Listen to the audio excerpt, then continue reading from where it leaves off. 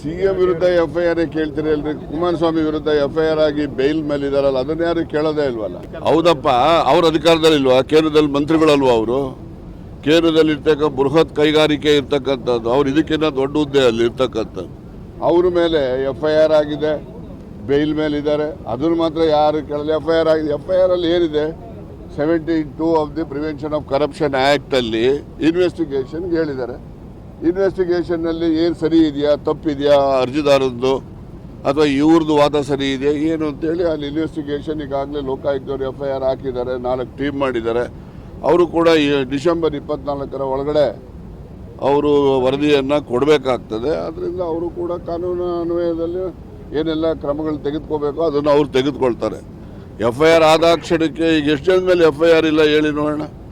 ಯಾರ ಮೇಲೆ ಇಲ್ಲ? ಎಷ್ಟು ಜನ FIR ಇದ್ದು ಕೋರ್ಟಲ್ಲಿ ಚಾರ್ಜ್ ಶೀಟ್ ಫೈಲ್ ಮಾಡಿ ಬೇಲ್ ತೊಗೊಂಡು ಇರೋ ರಾಜ್ಯದಲ್ಲಿ ಎಷ್ಟು ಜನ ಇದ್ದಾರೆ, ಕೇಂದ್ರ ಸರ್ಕಾರದಲ್ಲಿ ಈಗಿರೋ ಹಾಲಿ ಸರ್ಕಾರದಲ್ಲಿ ಎಷ್ಟು ಜನ ಇದ್ದಾರೆ?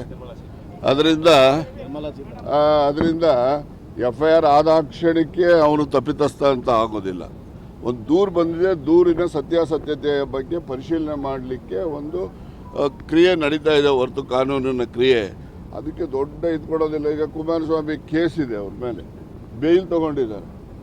FIR ಆಯಿತು, ಚಾರ್ಜ್ ಶೀಟ್ ಆಯಿತು, ಆಮೇಲೆ ಮತ್ತೆ ಸಮನ್ಸ್ ಬಂತು ಕೋರ್ಟಿಂದ, ಆಗ ಬೇಲ್ ತೊಗೊಂಡು ಎಷ್ಟಂತ ಮುಂದೋಗಿದ್ದಾರೆ ಅವರು. ಆದರೆ ಅದನ್ನು ಯಾರು ಒಬ್ಬರು ಪ್ರಸ್ತಾಪನೂ ಮಾಡೋದಿಲ್ಲ ನಿಮ್ಮ ಮೀಡಿಯಾದಲ್ಲಿ. ಸಿದ್ದರಾಮಯ್ಯವ್ರ ಮೇಲೆ FIR ಆಯಿತು, ಯಾರ ಮೇಲೆ FIR ಇಲ್ಲ ಹೇಳಿ.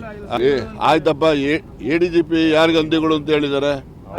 ಕೇಳಪ್ಪ, ನಾವು ಹಳ್ಳಿನಲ್ಲಿ ಹೇಳೋದ್ಮೇಲೆ ಸಗಣಿಯವನ ಹತ್ರ ಸರಸಾಡಬಾರ್ದು, ಗಂಧದವನ ಹತ್ರ ಗುದ್ದಾಡಿ ಅಂತ ನಮ್ಮ ಭಾಷೆಯಲ್ಲಿ ಹೇಳ್ತಾರೆ. ಅದನ್ನು ಜಾರ್ಜ್ ಬರ್ನಾರ್ಡ್ ಶಾ ಅವರು ಹೇಳಿದ್ದಾರೆ. ಅವರು ನೀವು ಹಂದಿಗಳ ಜೊತೆ ಜಗಳ ಆಡಬೇಡ್ರಪ್ಪ, ನೀವೆಲ್ಲ ಯು ವಿಲ್ ಬಿಕಮ್ ಡರ್ಟಿ ಅಂತ. ಅದೇನು ಅದರಲ್ಲಿ ಏನಂತ ದೊಡ್ಡ ಅರ್ಥೈಸ್ತಕ್ಕಂಥದ್ದು ಏನಿದೆ? ನಾವು ಹಳ್ಳಿನಲ್ಲಿ ಹೇಳೋದ್ರಿ.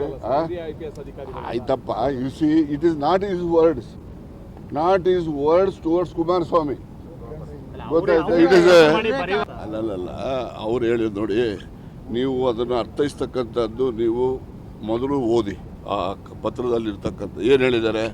ನೀವು ಯಾರಿಗೂ ಕೂಡ ಹಂಚತಕ್ಕಂಥದ್ದಾಗಲಿ ಯಾವುದೇ ರೀತಿಯ ಬೇರೆ ಬೆದರಿಕೆಗಳಿಗೆ ನೀವು ಯಾರು ತನಿಖಾಧಿಕಾರಿಗಳು ಯಾರು ಕೂಡ ಒಳಗಾಗ್ತಕ್ಕಂಥದ್ದಲ್ಲ. ಅದಕ್ಕೆ ನಾನು ರಕ್ಷಣೆ ಮಾಡ್ತೇನೆ ಅಂತಕ್ಕಂಥದ್ದನ್ನು ಅವ್ರು ಹೇಳಿದ್ದಾರೆ. ಅದಕ್ಕೆ ಪ್ರಯಾರಿಟಿ ಕೊಡಿ.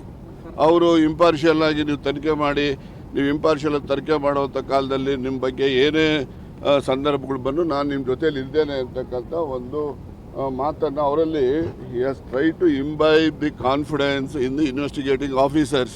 ಅದನ್ನು ಅಪ್ರಿಷಿಯೇಟ್ ಮಾಡಬೇಕು ನೀವು. ಈಗ ನಾವು ಹಳ್ಳಿನಲ್ಲಿ ಈಗಾಗಲೇ ಹೇಳಿದ್ನಲ್ಲ, ಸಗಣಿಯವನ ಹತ್ರ ಸರಸಾದು ಆಡೋದು ಬೇಡಪ್ಪ, ಗಂಧದವನ ಹತ್ರ ಗುದ್ದಾಡಿ ಅಂತ ನಾವೆಲ್ಲ ಮಾತಾಡ್ತೀವಿ. ಅದನ್ನು ಜಾರ್ಜ್ ಬರ್ನಾರ್ಡ್ ಶಾ ಅವ್ರು ಹೇಳಿದ್ದಾರೆ.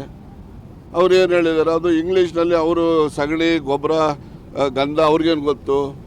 ಯಾರೋ ಐರ್ಲೆಂಡ್ನವ್ರು, ಲಂಡನ್ನಲ್ಲಿ ಅವ್ರಿಗೇನು ಗೊತ್ತಿರ್ತದೆ? ನಾನು ಹೇಳೋದು ಕೇಳ್ರಿ, ಇಲ್ಲಿ ನೀವೆಲ್ಲ ಸುಮ್ಮನೆ ನೀವು ಅದನ್ನು ಸರಿಯಾಗಿ ಜನಗಳಿಗೆ ಮನವರಿಕೆ ಮಾಡಿ. ಅದರಲ್ಲಿ ಯಾರಿಗೆ ಹೇಳಿದ್ದಾರೆ? ಅವರು ಯಾರಿಗೆ ಹೇಳಿದ್ದಾರೆ ಹೇಳ್ರ?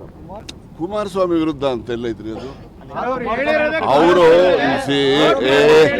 ನೋ ಅದ್ರಲ್ಲಿ ಕುಮಾರಸ್ವಾಮಿ ಉಲ್ಲೇಖನೂ ಇಲ್ಲ, ಯಾರ್ದು ಉಲ್ಲೇಖ ಇಲ್ಲ ಅದರಲ್ಲಿರ್ತಕ್ಕಂಥದ್ದು. ಮೊದಲು 2 ಲೈನಲ್ಲಿ ಏನು ಹೇಳ್ತಾರೆ? ನೀವು ತನಿಖಾಧಿಕಾರಿಗಳು ಯಾವುದೇ ಒತ್ತಡಕ್ಕೆ, ಯಾವುದೇ ಬೆದರಿಕೆಗೆ ನೀವು ಯಾರು ಕೂಡ ಸೊಪ್ಪಾಕಬೇಡಿ. ನಾನು ಅರ್ಥ ಮಾಡ್ಕೊಳ್ಳೋದು ಇಂಗ್ಲೀಷ್ ಪದಗಳನ್ನ ಈ ಕನ್ನಡದಲ್ಲಿ ಹೇಳ್ತಾ ಇದ್ದೀನಿ. ನಿಮಗೇನಾದರೂ ಆ ರೀತಿ ಬೆದರಿಕೆಗಳ ಮೇಲೆ ನಾನಿದ್ದೇನೆ ಅಂತಕ್ಕಂಥದ್ದು ಹೇಳಿ ಮತ್ತು 4ನೇ ಲೈನ್ನಲ್ಲಿ 5ನೇ ಲೈನ್ನಲ್ಲಿ ಇದನ್ನು ಬರೆದಿದ್ದಾರೆ. ಅದೇನೀಗ ಮಾತೆತ್ತು ನೋಡ್ತಿದ್ದೆ ನಾನು. ಹಂದಿಗಳು ಅಂತ ಯಾರಿಗೆ ಹೇಳೋರು ಅವರು? He has said only Bernard Shaw's words. It is not his words. It is not towards anybody.